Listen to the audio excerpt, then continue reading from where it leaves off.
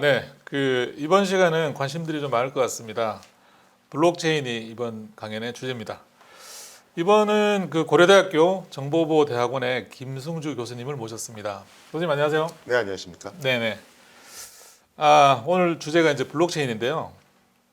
최근 특근법 때문에 비트코인 가격도 많이 떨어지고 알트코인도 그렇고 불안해하는 분들이 굉장히 많습니다. 그거에 대해서 어떻게 교수님 생각 어떠신지요?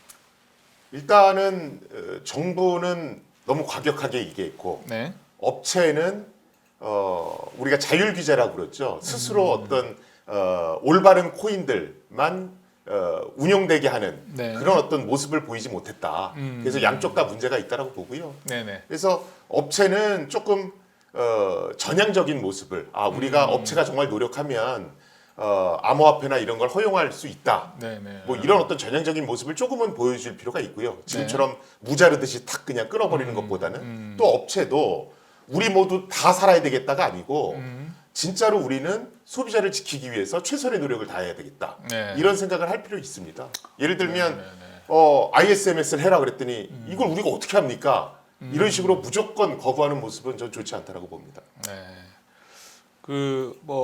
좀 안정화할 수 있는 기회들을 많이 정부에서는 제시를 했는데 또 불구하고 이제 그거에 대해서 잘 이루어지지 않았다라는 말씀이신 거죠?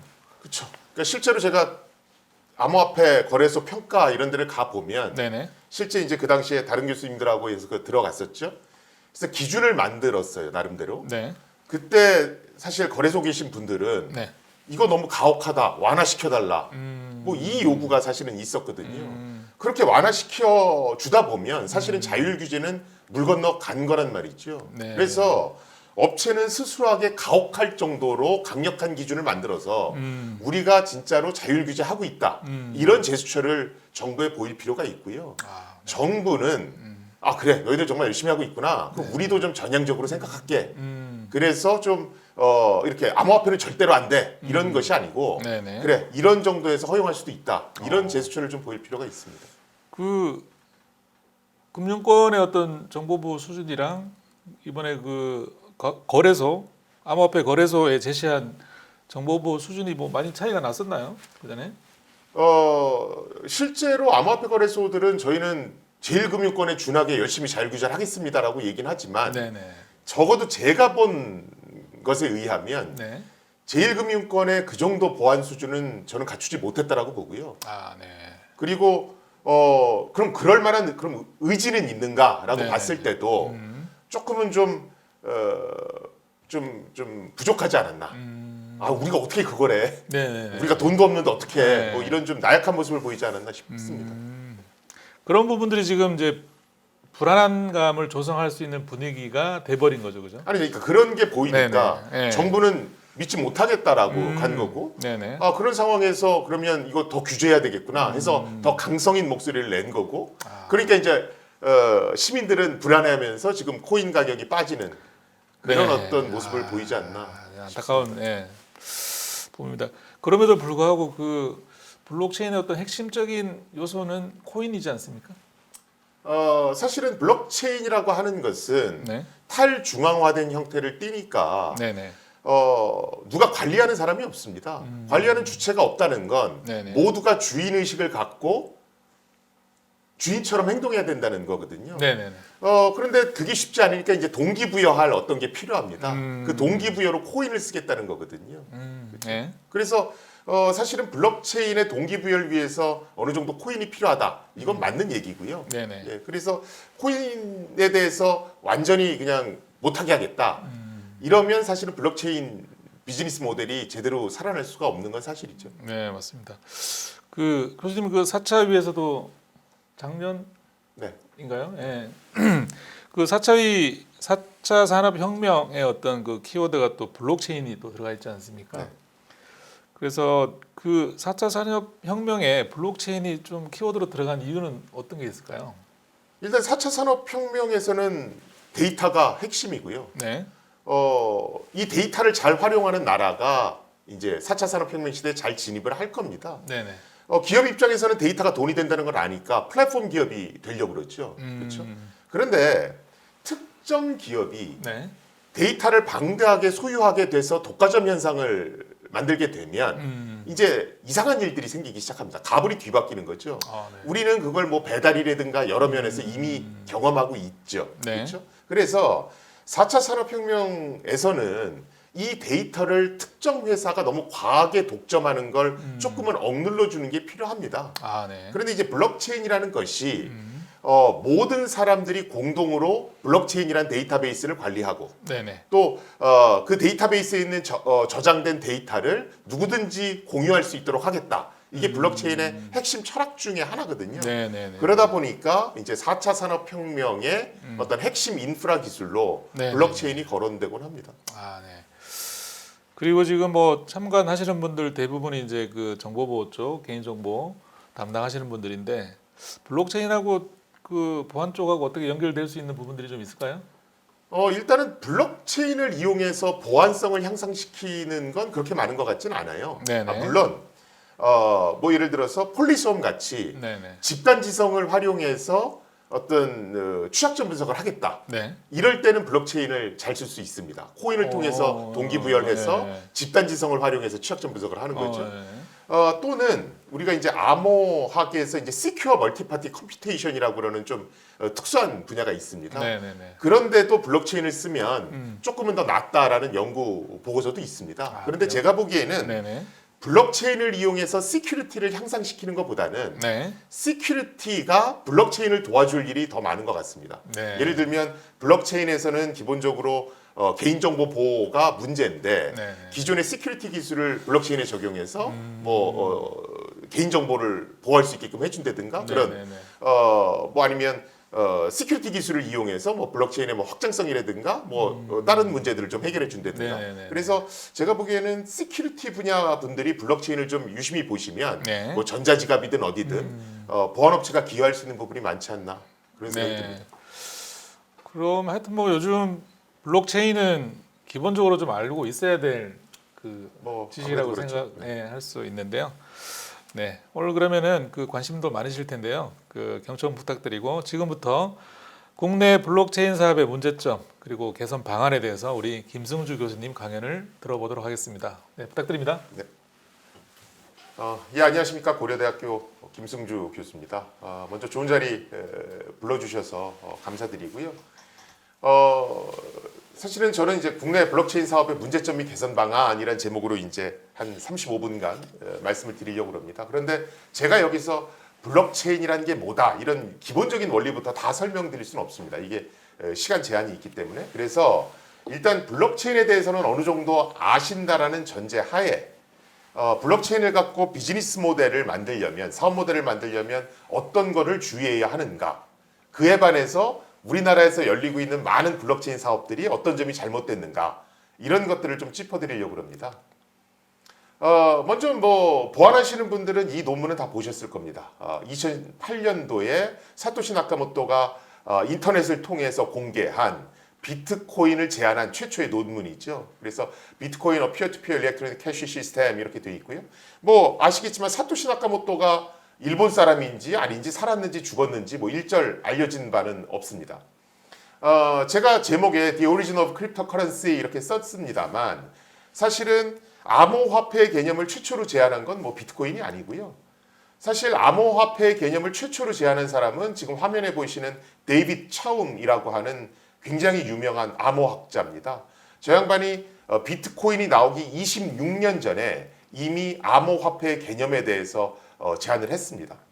저분은 사실 우리 학계에서는 프라이버시 보호의 아버지, 인터넷 익명성의 아버지 이렇게 불립니다.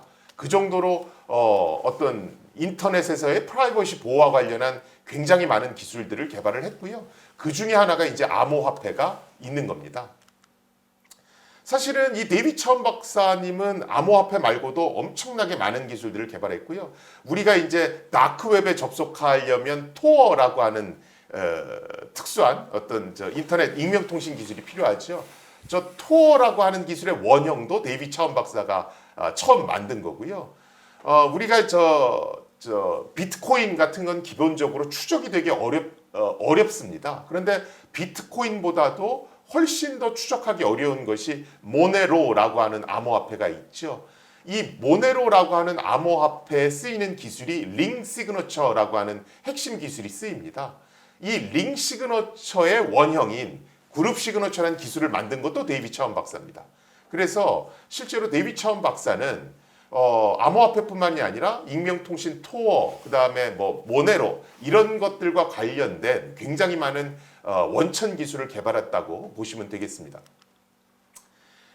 데이빗 차원 박사가 만든 암호화폐는 기본적으로 은행이라는 중앙의 관리기관을 두고 암호화폐가 구동되게끔 만들었습니다.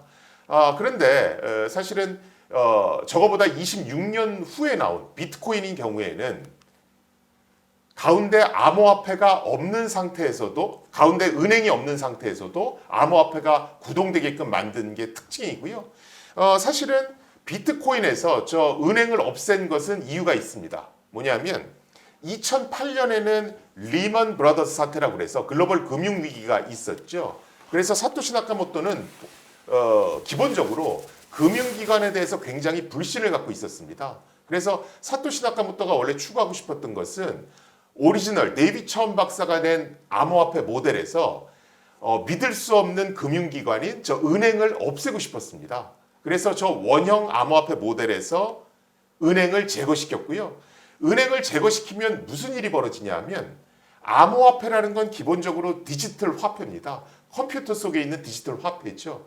우리가 5만 원권 같은 경우도 보통 문제가 되는 게 칼라복사기로 복사해서 반복해서 쓰는 사람들이 있잖아요. 그런데 디지털 화폐는 위패를 만들기가 훨씬 더 쉽습니다.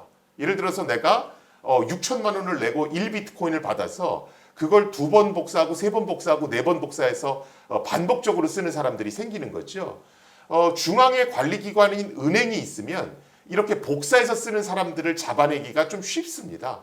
그런데 사토시 나카모토의 비트코인에서는 이 은행을 제거했잖아요. 이 은행을 제거하니까 비트코인을 2중 3중으로 복사해서 위패를 만드는 그런 사람들을 잡아내기가 이제 좀 어려워집니다.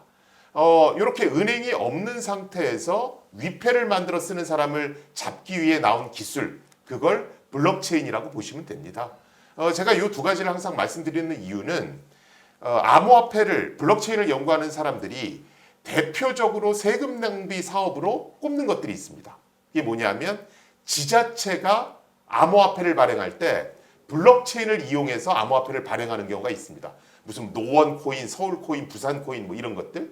그런데 사실은 지자체에서 암호화폐를 발행할 때는 굳이 블록체인을 쓸 필요가 없죠. 왜냐하면 중앙의 관리기관이 있기 때문에 1982년도 모델을 쓰면 됩니다. 그런데 굳이 블록체인을 써서 세금을 낭비할 필요가 없다는 거죠. 사실은 지자체에서 블록체인을 쓰는 이유는 딱 하나입니다. 그냥 블록체인이란 키워드가 이슈거리가 되니까 쓰는 겁니다. 자, 사실은 이 블록체인도 종류는 뭐 한 가지가 아니고요. 얼마나 탈중앙화가 됐느냐에 따라서 뭐 퍼블릭 블록체인부터 폐쇄형 블록체인까지 굉장히 다양한 형태의 블록체인이 있다고 보시면 됩니다. 그리고 블록체인, 암호화폐를 논할 때 많은 분들이 좀 잘못 생각하시는 게 있어요. 뭐냐면 우리가 작업증명이라고 해서 POW라고 하는 저 작업증명 메커니즘이 저 투표 메커니즘이다, 컨센서스 메커니즘이다 이렇게 잘못 설명하시는 분이 계신데요. 실제로 블록체인에서 컨센서스 메커니즘과 그 다음에 우리가 시빌 컨트롤 메커니즘, 그래서 이런 어떤 인터넷 투표를 하는데 방해할 수 있는, 공격할 수 있는 어떤 기법이 있습니다. 그것들을 어떤 시빌 어택 우리가 이렇게 얘기하는데 우리가 보통 작업 증명이다, 포스다 이렇게 얘기하는 것은 인터넷 투표 시스템을 공격하는 시빌 어택을 막아주는 그런 어떤 장치다라고 보시는 게 맞을 것 같습니다. 제가 오늘 드릴 말씀은 사실은 이 앞에 얘기가 아니고요. 앞에 얘기는 이제 블록체인 얘기를 아예 안 할 수가 없으니까 간략하게 설명을 드린 거고요. 지금부터가 이제 제가 본격적으로 여러분들한테 드리고 싶은 말씀입니다. 많은 언론에서 블록체인을 사실은 잘못 설명하고 있는 게 있습니다. 그게 뭐냐면 블록체인은 해킹이 불가능하다. 이건 대표적으로 아주 틀린 얘기 중에 하나고요. 블록체인이 갖는 특징은 딱 4가지입니다. 탈중앙성, 즉 중앙의 관리기관이 없다. 그래서 탈중앙성이 그 첫 번째고요. 두 번째는 투명성입니다. 블록체인에 기록된 데이터는 누구든 다 볼 수 있다. 세 번째가 불변성입니다. 블록체인에 기록된 데이터는 삭제나 수정이 불가능하다. 마지막으로 있는 게 가용성. 그래서 블록체인을 이용하면 24시간 365일 동작하는 무중단 시스템을 만들 수 있다. 그래서 이 네 가지 특징을 기본적으로 이해하셔야 블록체인에 기반한 비즈니스 모델을 제대로 만들 수가 있습니다. 자, 제가 블록체인 관련해서 업체들 컨설팅을 꽤 많이 한 편인데 제가 이렇게 업체들 컨설팅을 하면서 블록체인 갖고 비즈니스 모델을 만들려면 이런 것들을 좀 신경 쓰면 되겠다라는 게 이렇게 좀 정리가 되더라고요. 그래서 지금까지 제가 정리한 건 저 5개 기준입니다. 그래서 여러분들도 저 5개 중에서 과반수 이상이 들어맞으면 블록체인을 적용하는 게 타당하구나 이렇게 판단하시면 될 것 같아요. 일단 첫 번째는 신뢰성 구축이 요구되는 분야에서는 블록체인을 쓰시면 괜찮습니다.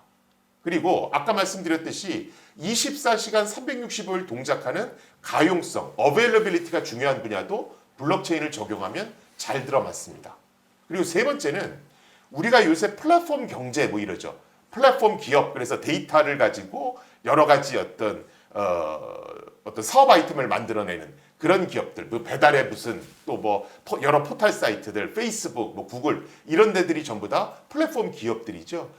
그런데 이렇게 플랫폼 기업들이 있으면 이게 또 너무 커지면 사실은 독과점을 발생시키면서 여러 가지 문제점들을 이야기합니다. 이런 플랫폼 기업의 폐해를 좀 없애겠다.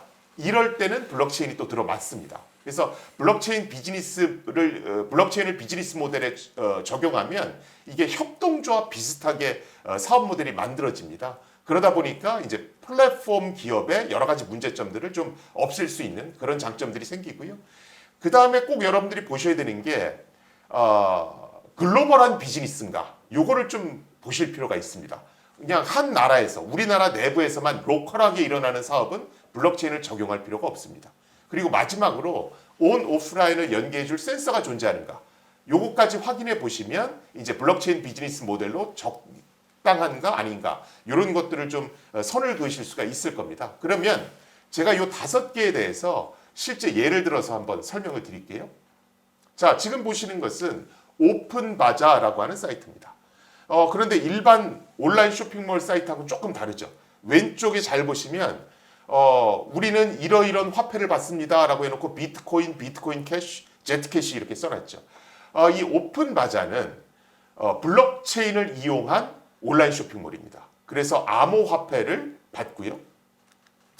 지금 온라인 쇼핑몰로 절대 강자는 아마존이죠. 그렇죠? 그래서 사람들이 내가 팔 물건을 아마존에 올리면 아마존 고객들이 그걸 보고 내가 이 물건 사겠어 이렇게 얘기합니다.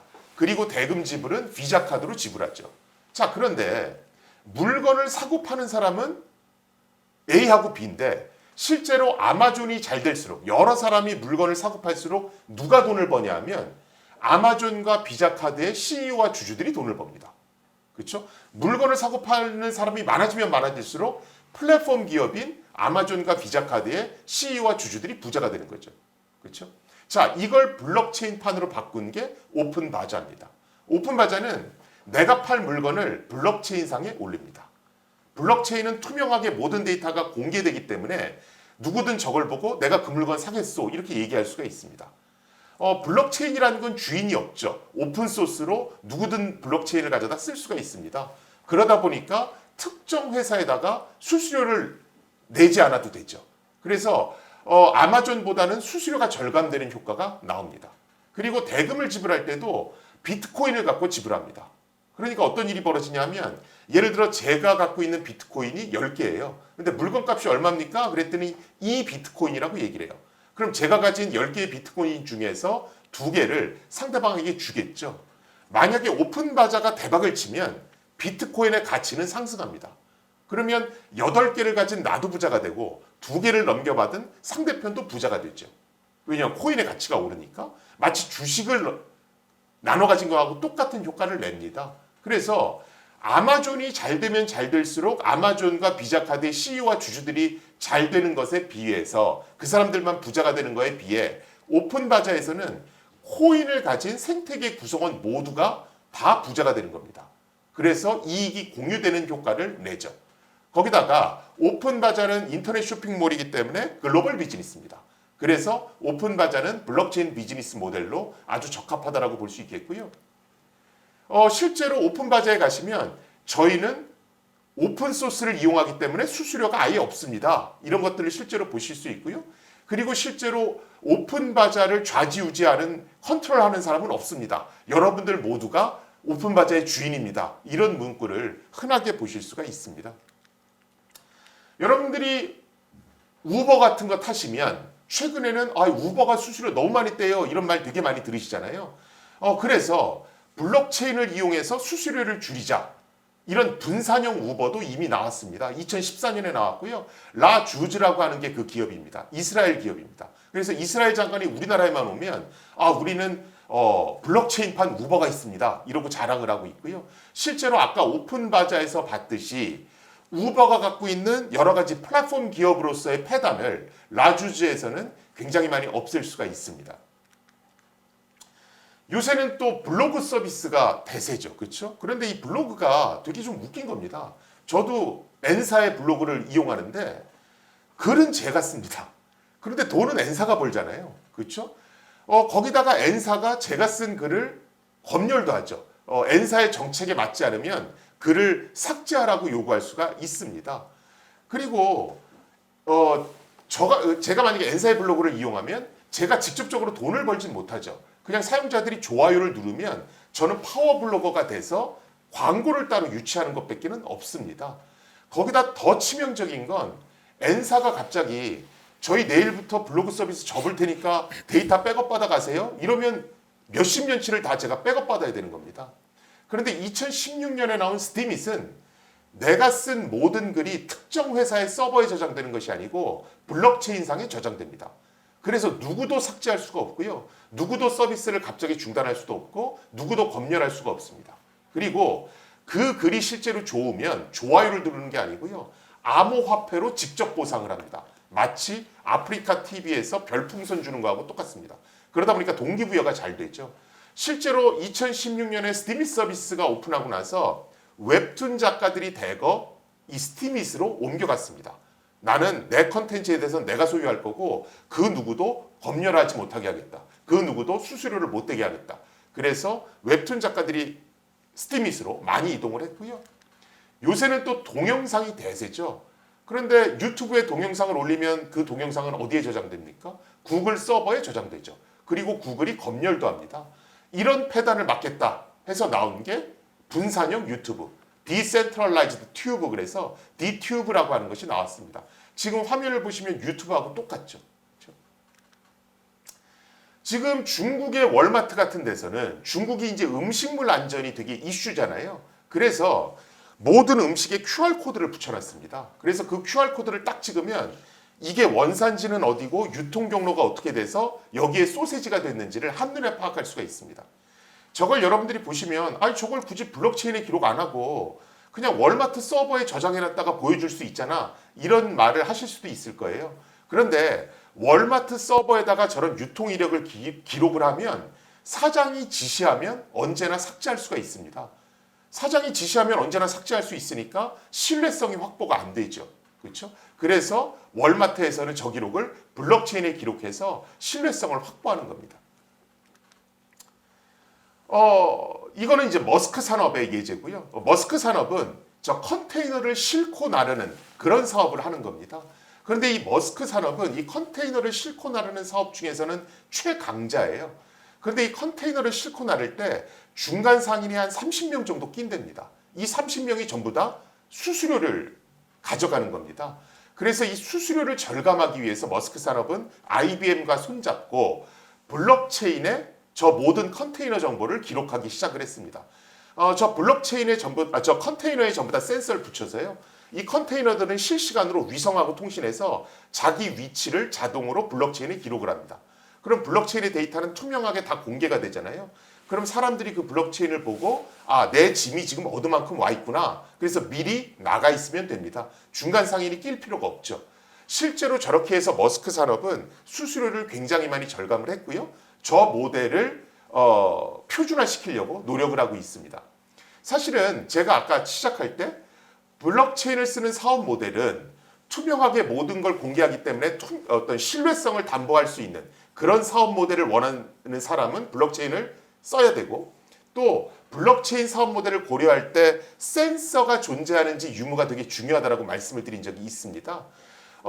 아까 보셨던 이 월마트의 식품 투명성 모델에서는 사실 중요한 문제가 하나 있습니다. 뭐냐면 저 돼지가 제주도산 흑돼지가 아님에도 불구하고 정보를 기록하는 사람이 블록체인에 기록할 때부터 거짓말을 하는 거예요. 외국산 흑돼지인데 제주도산 흑돼지라고 거짓말로 블록체인에 기록을 하는 거죠. 이런 것들은 블록체인으로 막을 수가 없습니다.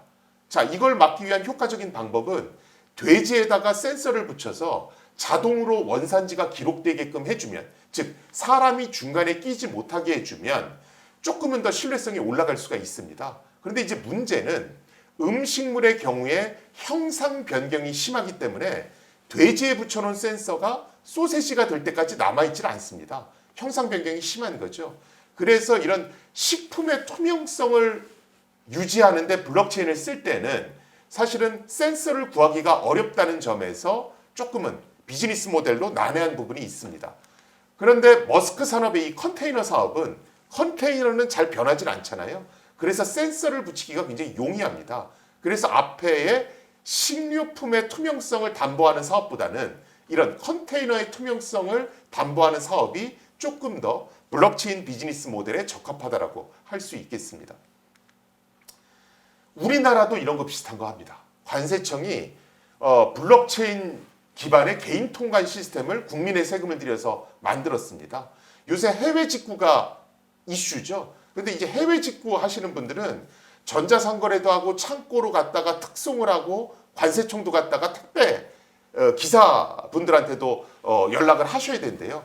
지금 왼쪽 그림에 보시면 굉장히 여기저기 왔다 갔다 하잖아요. 복잡하죠. 그래서 우리나라 관세청에서는 블록체인을 써서 정보를 바로바로 확인할 수 있게끔 해주겠다. 저런 시스템을 실제로 만들었습니다.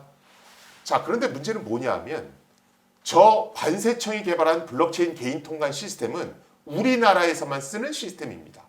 자, 그런데 우리나라는 인터넷도 잘 돼 있고 전자정부 시스템이 굉장히 잘 돼 있는 나라입니다. 그래서 굳이 블록체인으로 저런 거 안 하고 그냥 전자정부 서비스에 메뉴 하나 더 만들어서 전자정부 서비스 접속해서 언제든 확인할 수 있도록 해주면 됩니다. 그래서 아까 제가 블록체인으로 비즈니스 모델 만들 때 글로벌 비즈니스인지 반드시 확인하십시오라고 얘기한 게, 우리나라처럼 인터넷이 발달한 나라에서는 블록체인을 쓸 이유가 별로 없습니다. 그런데 우리나라가 아무리 인터넷이 잘 발달돼 있고 전자정부 시스템이 잘 발달돼 있다 하더라도 글로벌 비즈니스인 경우에 외국 기업들한테 야, 우리 전자정부 서비스에 접속해서 너희들 기록을 다 우리나라 전자정부 서비스에 기록해. 그럼 외국 애들이 그걸 할 리가 없죠. 그렇죠? 그래서 반드시 블록체인 비즈니스 모델은 글로벌 비즈니스 모델이야 그것이 설득력이 있고 효과가 있는 겁니다. 우리나라 또 모바일 신분증 많이 하죠. 그렇죠? 이 모바일 신분증도 기본적으로 블록체인이라는 걸 써서 신분증의 위변조를 막습니다. 그런데 이 모바일 신분증 사업은 우리만 하는 게 아니고요. 마이크로소프트도 합니다. 마이크로소프트가 아이온이라고 하는 신분증과 관련된 모바일 신분증과 관련된 서비스를 오픈했죠. 자, 그런데 우리나라와 마이크로소프트가 하는 건 조금 차이가 있습니다. 우리가 하고 있는 모바일 신분증 사업은 이동통신 3사가 주도가 돼서 하는 폐쇄형 블록체인에 기반한 모바일 신분증 사업입니다. 반면에 마이크로소프트는 비트코인에서 사용하는 퍼블릭 블록체인을 사용하고 있고요. 거기다가 모든 코드를 전부 다 오픈했습니다. 즉 특정 기업에 좌지우지 안 된다는 거죠. 그래서 블록체인의 탈중앙화 정신으로 봤을 때는 사실은 우리나라의 모바일 신분증 사업보다는 마이크로소프트사의 모바일 신분증 사업이 훨씬 더 블록체인 철학에 맞는다라고 할 수가 있겠습니다. 그 다음에 요새 블록체인 갖고 투표 시스템의 보안성을 향상하겠다. 이런 기사 많이 보실 거예요. 실제로 정부가 세금을 투입해서 이거 하고 있습니다. 그런데 지금 보시는 저 보고서는 우리나라에 이제 할리먼이라고 있죠. 이런 게 이제 미국에도 있습니다. 굉장히 이제 저명한 학자들이 모인 단체가 할리먼이죠. 미국의 그 할리먼 같은 단체에서 보고서를 하나 냈습니다. 그게 지금 여러분들이 보시고 계신 거고요. 저기서 뭐라고 그랬냐면 투표 시스템에 블록체인을 적용하는 건 사태를 더 악화시킬 뿐이다. 이런 보고서를 이미 냈습니다. 왜 그러냐면 투표에서는 비밀 투표가 핵심인데 블록체인의 기능은 투명성이죠. 누구한테든 다 투명하게 공개되게 하겠다는 거. 그래서 투표 시스템에 블록체인을 쓰는 순간 비밀 투표 기능이 깨지면서 여러 가지 뭐 매표 행위라든가 이런 게 활성화될 그런 위험이 존재합니다. 그 다음에 뭐 군에서도 사실은 블록체인을 쓰겠다라고 외국에서도 많이 하고 있고 우리나라에서도 많이 이런 걸 검토하고 있습니다. 그런데 실제로 군은 또 민간하고 환경이 다르기 때문에 블록체인에 여러 가지 고려 사항들이 많습니다.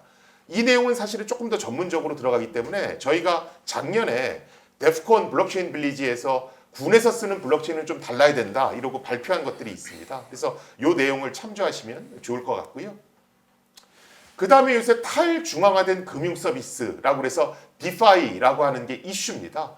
탈중앙화된 금융 서비스는 뭐 다른 것들은 다 제쳐두고라도 사실은 투명성 하나만 기억하시면 됩니다. 탈중앙화된 금융 서비스와 기존 금융 서비스의 가장 큰 차이는 여러분들이 금융 서비스 이용할 때 사실은 이자율 말고는 우리가 얻을 수 있는 정보는 하나도 없잖아요. 도대체 내가 돈을 맡겼는데 은행이 이걸 어디다 투자해서 얼마의 이익을 남겼고 그 중에 얼마를 나에게 전달해 주는지를 우리는 일절 알 수가 없습니다. 그런데 탈중앙화된 금융 서비스 디파이는 금융 서비스를 전부 다 블록체인을 이용해서 투명하게 공개합니다. 이러다 보니까 금융 로직부터 시작해서 이자율 또 돈을 어떻게 운영하는가 이 모든 정보가 투명하게 전부 다 공개됩니다. 그러다 보니까 어떤 금융사에서 하는 행위들이 사용자 몰래 하는 것들을 없앨 수 있죠. 그래서 투명한 금융 서비스를 좋아하는 사람들은 요새 탈중앙화된 금융 서비스 디파이를 굉장히 중요한 미래 산업으로 보고 있습니다. 자, 그런데 디파이는 특징이 뭐냐면 디파이를 만든 금융 서비스를 만든 모든 기업들이 공개한 오픈 소스를 활용해서 또 다른 금융 서비스를 만들 수 있는 그런 특징이 있습니다. 이걸 머니 레고 시스템 이렇게 얘기합니다. 다른 회사가 공개한 오픈 소스를 활용해서 더 큰 다양한 금융 서비스를 만들 수 있다. 그래서 이걸 머니 레고 시스템이라고 얘기를 하고요.